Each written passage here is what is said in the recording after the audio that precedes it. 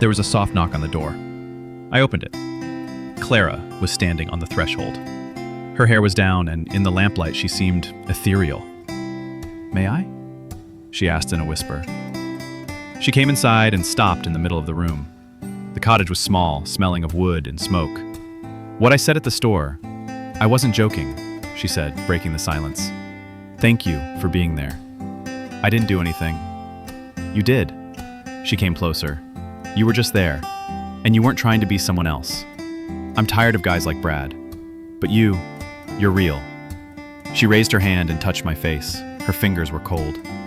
"You have a scar," she whispered, tracing a small mark on my cheekbone. A souvenir from a construction job. A memory from a past life. She looked me straight in the eye, and in that moment, I realized that all this time, she hadn't just seen a farmhand, but me. The real me, with all my scars, both inside and out. I leaned in and kissed her, hesitantly, almost timidly. She responded immediately, with all the tenderness she was capable of. It wasn't just intimacy, it was healing.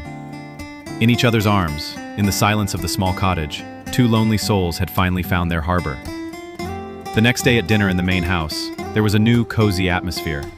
Clara and I sat next to each other, and I could feel the warmth of her shoulder. And again, a knock on the door.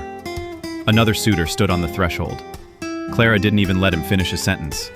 "Sorry, Jim, I was planning to spend this evening with my boyfriend," she said firmly, and looked at me with such tenderness that it took my breath away. I instinctively raised my eyes to her parents, expecting to see the judgment that had followed me my whole life. But Arthur and Martha were looking at us with a warm, sincere smile. There wasn't a trace of doubt in their eyes. It was a blessing. And I realized that I had found more than just a job and a roof over my head. I had found my home, a real home.